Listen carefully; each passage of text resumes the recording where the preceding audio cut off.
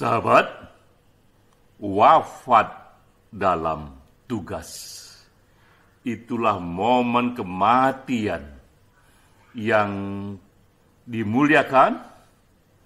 Itu sama seperti pemuka agama yang wafat ketika sedang berdoa, sama dengan pekerja sosial yang menjemput ajalnya ketika sedang melayani, sama dengan para jenderal, kolonel, dan tentara yang wafat dalam medan pertempuran ketika membela negara.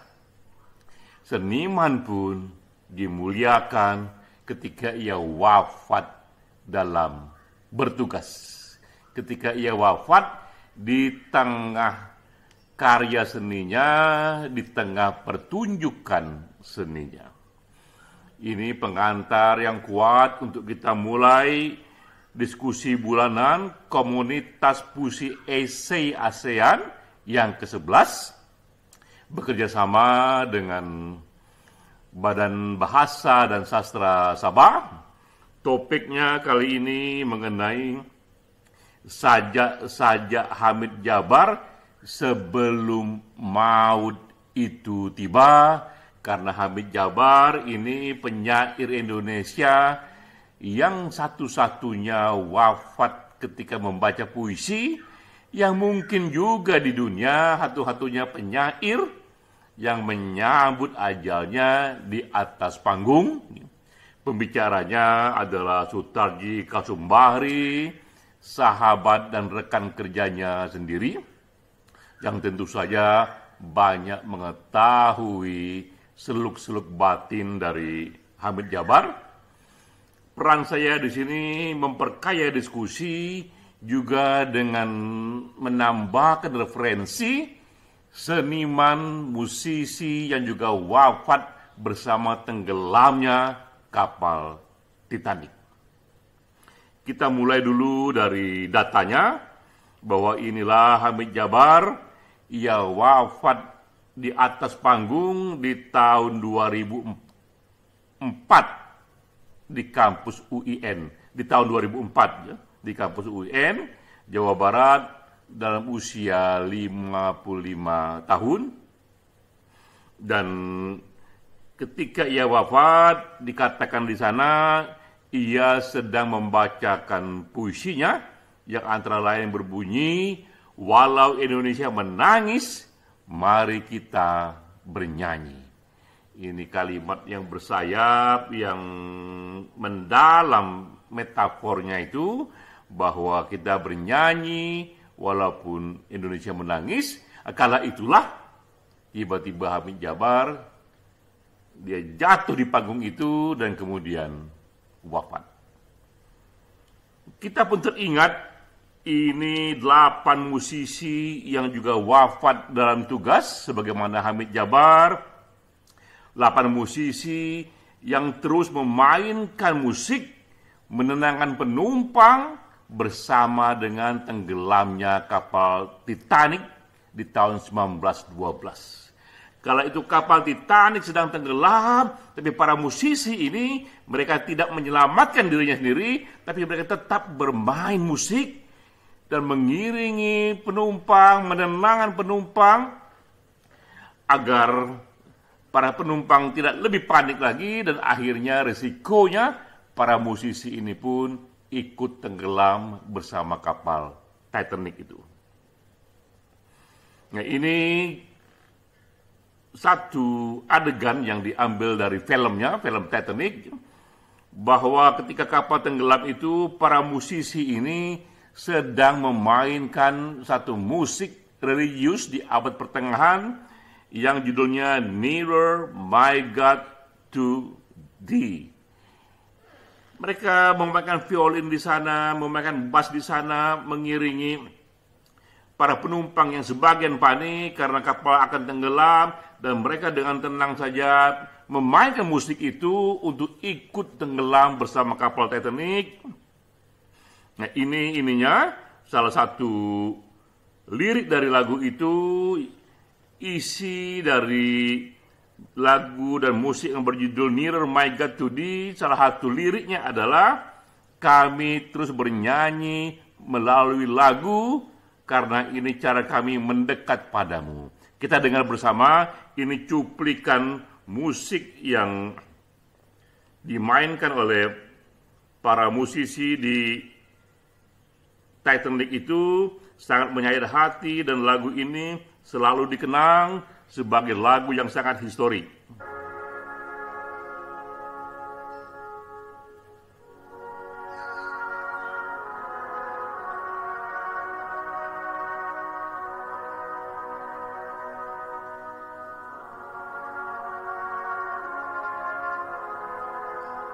Kami terus bernyanyi melalui lagu, cara kami mendekat padamu.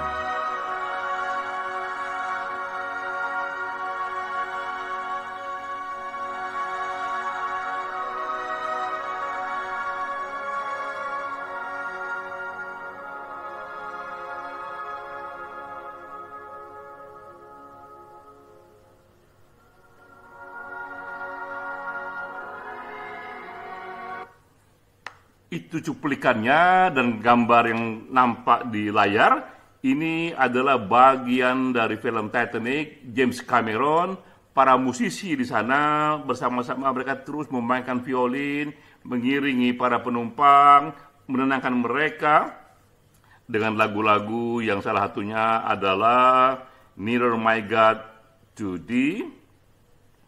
Nah, ini kesaksian para penumpang. Karena ini dicatat oleh koran-koran setempat bahwa mereka yang selamat dari tenggelamnya kapal Titanic bersaksi 8 musisi ini terus bermain musik hingga kapal tenggelam. Pemimpin musik ini namanya adalah Wallace Henry Hartley. Ia wafat bersama tenggelamnya kapal Titanic. Usianya kala itu baru 34 tahun. Dan berita tenggelamnya kapal Titanic ini sangat heboh di tahun 1912, karena saat itu memang Titanic ini adalah benda ciptaan manusia yang paling besar yang pernah ada yang bergerak di zamannya. Dibanding kereta, dibanding aneka benda-benda lain yang pernah dibuat manusia sepanjang sejarah di tahun 1912, Titanic lah benda yang paling besar yang bergerak dan mengapung di laut. Di kala itu juga wafat lebih dari 1.500 orang. Ini berita yang minta ampun besarnya, berbulan-bulan menjadi isu, menjadi elaborasi media-media di sana. Dan juga kisah 8 musisi yang terus bermain musik hingga kapal tenggelam, dan mereka ikut tenggelam bersama kapal itu. Ini pun menjadi legenda karena banyak yang menyaksikan dan banyak yang menyatakan itu. Bahkan kemudian menghormati mereka di UK, di Inggris, dibangun museum untuk mengenang 8 musisi di kota Southampton, United Kingdom.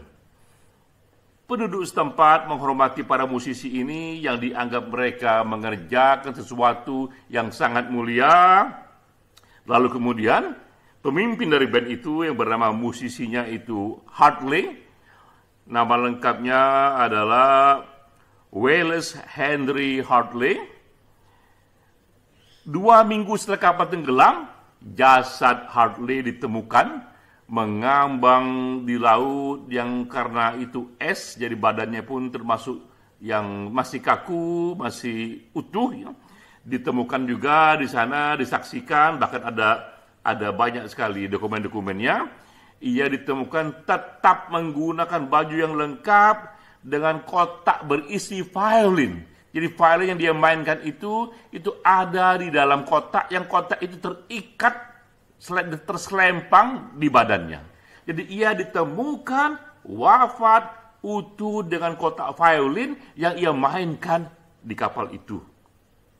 Ketika Hartley ini dimakamkan, karena berita ini begitu heboh, dedikasinya itu begitu heboh, hingga diberitakan 40.000 orang berdiri sepanjang jalan menghormati prosesi pemakamannya.